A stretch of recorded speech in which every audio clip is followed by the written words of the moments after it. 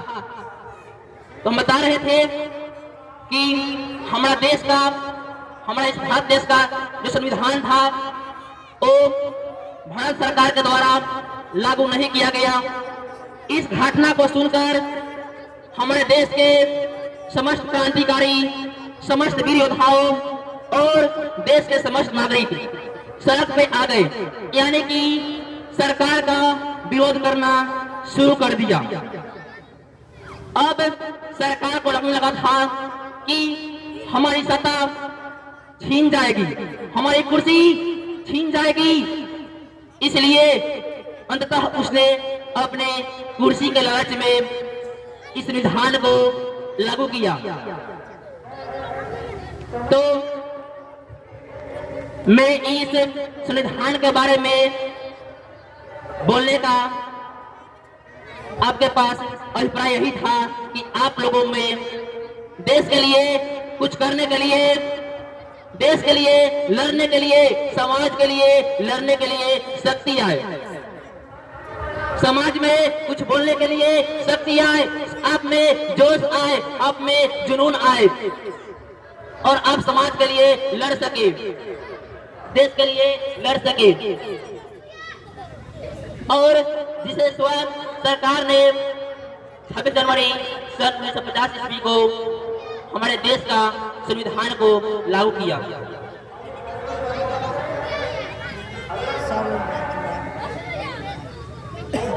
और हमें इससे एक और सीख लेनी चाहिए कि अगर जनता चाहते हुए तो कुछ भी हो सकती है, लेकिन जनता के बात में दम होनी चाहिए, जनता के बात में सच्चाई और अच्छाई होनी चाहिए।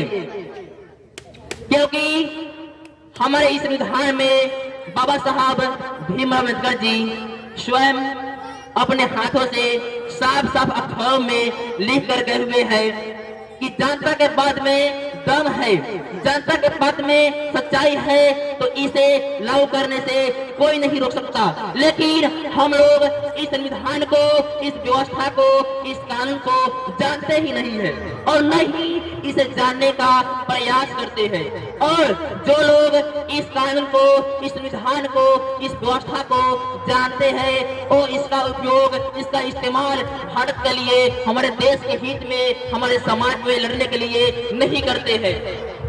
और जो लोग इसका उपयोग समाज के हित में, देश के हित में करते हैं तो उसे रुपए का लक्ष्य देकर, पैसे का लक्ष्य देकर या फिर उसे मरवा दिया जाता है।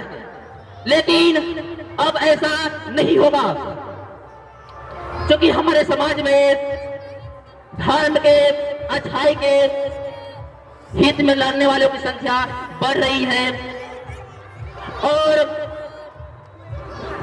जहां तक हो सके हम लोगों को उनका सहयोग करना चाहिए, क्योंकि हमारे जीवन में सच्चाइयों की, हमारे जीवन में अच्छे लोग बहुत कम ही मिलते हैं और बुरे लोग बहुत ज्यादा।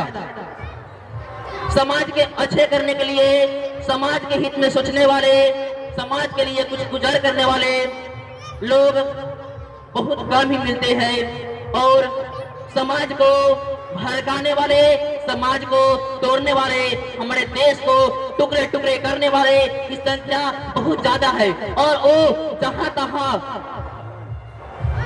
बैठ रहते हैं और अपने काम को करते रहते हैं। लेकिन हम लोग अपने काम को नहीं करते हैं, हम लोग शांत बैठ जाते हैं। जब बुरे लोग अपने कर्मों को करने से नहीं हिचकिचाते तो हम अच्छे लोग अपने कर्मों को करने से क्यों हिचकिचाए।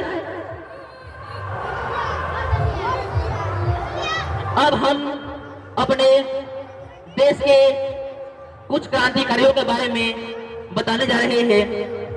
अरे जलती रही लाशें सड़कों पे, अरे जलती रही नरिया जौहर में भेड़िए फिर भी मौनते, अरे जलती रही नारिया जौहर में भेड़िए फिर भी मौनते। हमें बताया गया कि अकबर महान तो फिर महाराणा प्रताप कौन थे? अरे वही महाराणा प्रताप जिसने हल्दी घाटी युद्ध में लड़े थे, अरे वही महाराणा प्रताप जो 80 किलो के भाले के साथ युद्ध में उतरते थे।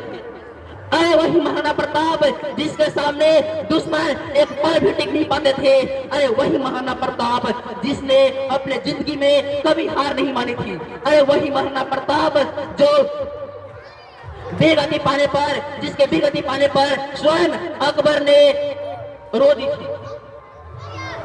अरे जलती रही लाशें सड़कों पे, अरे जलती रही लाशें सड़कों पे, नेतागण फिर भी मौन थे।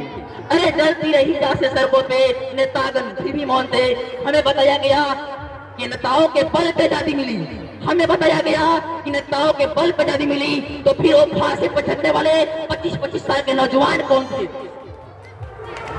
अरे वही 25-25 साल के नौजवान जिसका आज हम भारतवासी गुणगान करते हैं, उसका अभिवादन करते हैं, और उसी के याद के लिए हम लोग प्रत्येक वर्ष 26 जनवरी और 15 अगस्त के रूप में मनाते हैं। अरे हाँ, वही 25-25 साल के जो नौजवान, वही चंद्रशेखर आजाद, वही चंद्रशेखर आजाद, वही भगत सिंह, वही राजगुरु सुखदेव, राजप्रसाद बिस्मिल, झांसी की रानी लक्ष्मीबाई, वही दुर्गावती, वही महारानी छत्ररानी पद्मावती। अरे हाँ, वही चंद्रशेखर आजाद जिसने बचपन में इनकलाब के नारा लगाते हुए अंग्रेजों के हाथ पकड़े गए थे। अरे वही चंद्रशेखर आजाद जिसको अंग्रेजों के हाथ पकड़े जाने पर 25 कोड़े मारने की सजा दी गई थी। एक कोड़े में लोगों की चमड़ी उधर जाती है, लेकिन सोचिए 25-25 कोड़े, और वो भी 14 से 15 वर्ष के उम्र में उसने कैसी झेली होगी। और जब तक कोड़े बरसती रही तब तक इनकलाब जिंदाबाद, भारत माता की जय के नारे लगते रहे। तो आप सभी शांति बनाए रखिए।